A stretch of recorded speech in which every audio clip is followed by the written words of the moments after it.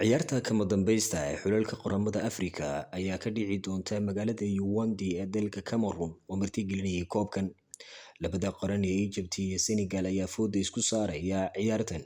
Inkastoo la arkayay daalaa-dhacayay daalka ka muuqday xulka qaranka Masaarida oo ciyaarihii ugu dambeeyay kusoo baxay rikoodhayaal, ayaa waxay wajihi doonaan xulka qaranka Senegal oo natiijooyin aad iyo aad u wanaagsan kusoo baxay ciyaarihii ugu dambeeyay.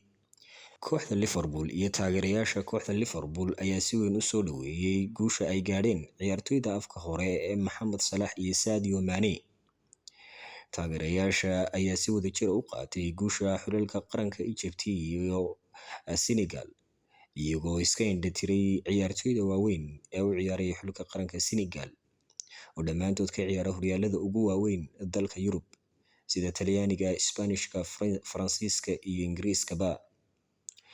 Sheekha caanka ee Suldaan Yuusuf Khidmo ayaa boggiisa Facebook aad ugu taageeray Sadio Mane iyo Salah, isagoo luqadda Carabiga ku soo qoray hadal macnihiisu yahay hambalyo taageerayaasha Mohamed Salah iyo Sadio Mane, innaga ayaa guusha hantinay. Taageerayaal kale ayaa page-kooda Facebook ku soo qorayay badiyaaba waa bahdeen.